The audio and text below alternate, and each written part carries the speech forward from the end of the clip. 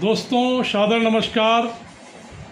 आज लगभग एक सप्ताह मैं कहीं दूसरी जगह था, शहर से बाहर था, तो इसलिए बीच में हमारी गति कम पड़ गई थी, मैं सक्रिय नहीं रह पाया।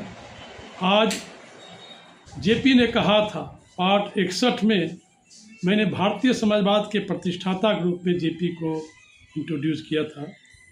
उस घटना को मैं फिर से पुनः शुरू कर रहा हूँ, प्रारंभ कर रहा हूँ।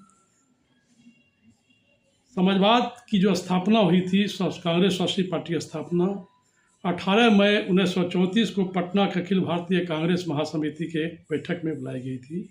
जेपी ने ठीक इसके एक दिन पहले 17 मई को देश भर के समाजवादियों को अंजुमन इस्लामिया हॉल में देश भर के लगभग 100 समाजवादी विचारकों एवं नवयुवकों को सम्मेलन में बुलाया था। इसी सम्मेलन में अखिल भारतीय कांग्रेस सोशलिस्ट पार्टी का जन्म हुआ, जिसमें राष्ट्रवादी और मार्क्सवादी भावनाएं साथ साथ कार्य कर रही थी। जो कांग्रेस सदस्य थे उस कांग्रेस सोशलिस्ट पार्टी के सदस्य भी बन सकते थे। आचार्य नरेंद्र देव प्रधान अध्यक्ष चुने गए और जेपी प्रथम प्रधानमंत्री चुने गए।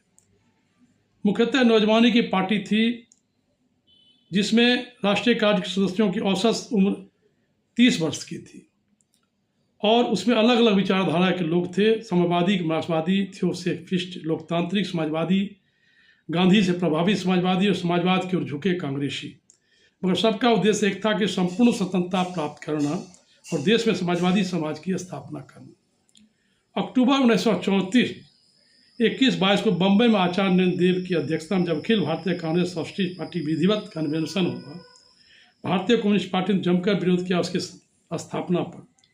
यूसुफ मेहर अली ने समाजवादी पार्टी के जन्म के विषय में लिखा है कि जब सन 1933 में जेपी नासिक जेल से छूटकर बाहर आए तो एक विचार, एक उद्देश्य और एक दृष्टि लेकर बाहर आए थे और इसी के फलस्वरूप कांग्रेस समाजवादी पार्टी का जन्म हुआ। इस प्रकार देश की राजनीतिक क्षेत्र की मुख्य धारा में समाज परिवर्तन और समाजवाद की बात की अग्रस्थान दिलाने का सारा श्रेय जेपी और उनके कांग्रेस समाजवादी पार्टी को जाता है, मगर यह पक्ष पूर्णतः रूस के प्रभाव से होने के कारण राष्ट्रीय जीवन की मुख्य धारा में अलग बना रहा। मगर जेपी ने जिस समाजवाद की स्थापना की बात की वह उससे बिल्कुल प्रभावित नहीं था।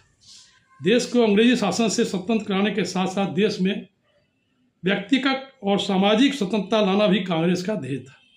इसका सारा से जेपी को जाता है। कांग्रेस समाजवादी पक्ष की नीतियाँ, उनके काम पर जेपी ने व्यक्तित्व और विचारों का बहुत प्रभाव पड़ा। सच कहें तो जेपी जी का ही पक्ष की आत्मा थे। पक्ष की सारी विचारधारा